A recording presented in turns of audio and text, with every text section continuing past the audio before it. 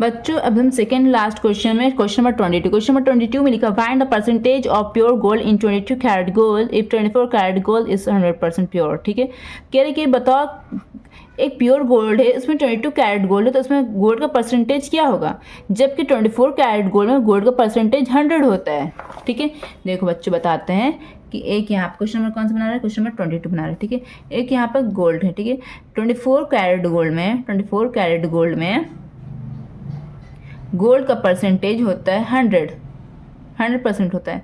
ठीक है, बट यहाँ पर मेरा 22 कैरेट है, 22 कैरेट गोल्ड है। ठीक है, 22 कैरेट गोल्ड है, तो इसका परसेंटेज पूछ रहा है। तो ठीक है, इसका परसेंटेज पूछ रहा है, तो यहाँ पे क्या करना बच्चों, तो ये ध्यान दो यहाँ पे क्या करना बच्चों, ये ध्यान दो। देखो बच्चों 24 कैरेट का गोल्ड का ज्वेलरी आपका कभी बनेगा ही नहीं, बिकॉज इट इज़ वो शेड में नहीं आएगा। ठीक है, तो हमको कुछ ना कुछ इसको क्या बोलते हैं, कुछ इम्प्योरिटी ऐड करना पड़ता है। तो इसलिए समझो यहाँ पर 22 कैरेट गोल्ड वाला बेस्ट रहता है। ठीक है, इसमें कुछ इम्प्योरिटीज़ ऐड किया गया जिसमें 22 कैरेट है। ठीक है, लेकिन यहाँ पर आपको सुनार तो कहेगा कि हम आपको 24 दिया है, सुनार क्या कहेगा ये 24 दिया है। तो यहाँ पर जो 22 कैरेट है, बाकी होना चाहिए 24। ठीक है, लेकिन ये 22 कैरेट है। ठीक है, तो ये समझो एक ज्वेलरी उसमें 22 कैरेट गोल्ड है। ठीक है, तो इसमें जो 2 कैरेट जो बचा, लेकिन होना चाहिए कितना, 24 होना चाहिए। इसमें जो 2 बचा उसमें कुछ इम्प्योरिटीज़ ऐड की गई, तो इट मीन्स यहाँ पर क्या होगा, जैसे कि यहाँ पे क्या टोटल को हम लोग क्या लिखते हैं, नीचे 100 नीचे डिनोमिनेटर में टोटल लिखते हैं ना। फॉर एग्जाम्पल ऐसे कि जैसे कि हम बताते हैं कि आप एक डिक्टेशन दिया अपने कॉपी में। ठीक है, डिक्टेशन दिया, इस तरह से आप 10 डिक्टेशन हुआ आपका, कितना डिक्टेशन हुआ, 10 डिक्टेशन हुआ आपका। ठीक है, 10 हुआ डिक्टेशन आपका इस तरह से, जिसमें से आपका 7 आंसर सही हुआ और 3 आंसर गलत हुआ। 7 आंसर सही हुआ, 3 आंसर गलत हुआ। तो आपको मैम को नंबर कैसे देती हैं, 7/10 इस तरह से नंबर देती है ना, इस तरह से देती हैं।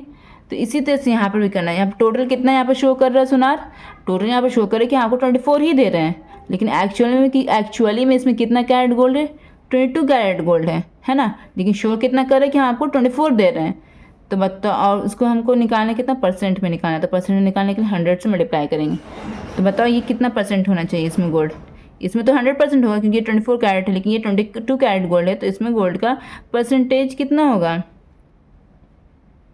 समझ में आया ना। तो कैसे बनाना है, इसमें ये शो कर रहा है टोटल 24, एक्चुअल में कितना 22, इसमें यहाँ पर टोटल कितना था 10 और एक्चुअल में सही कितना हुआ 7। तो इसमें एक्चुअल में सही अमाउंट ऑफ गोल्ड कितना 22, लेकिन टोटल शो कितना कर रहा है 24।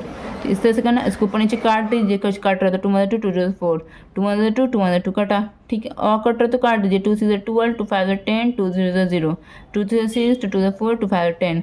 तो कितना यहाँ पर हो गया बच्चों मेरा आंसर 11 × 25/3% में है ना, क्योंकि 100 से मल्टीप्लाई किया, तो 25 को 11 से मल्टीप्लाई किए तो क्या आ जाएगा 275/3%। ठीक है, अब इसको यहाँ पर हम ये इम्प्रॉपर फ्रैक्शन में, मिस फ्रैक्शन में चेंज करेंगे।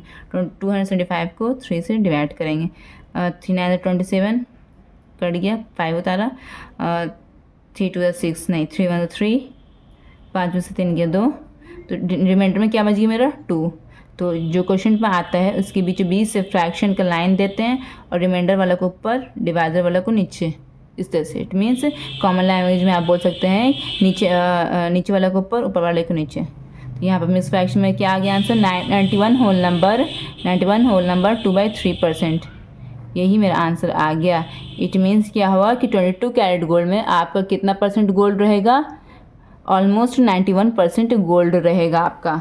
जहाँ 24 कैरेट में आपका 100% गोल्ड मिल रहा था, वहाँ 22 कैरेट में आपका 91% गोल्ड मिलेगा। समझ में आ गया। ठीक है, अब हम नेक्स्ट क्वेश्चन में सबसे लास्ट वाले क्वेश्चन की तरफ बढ़ते हैं।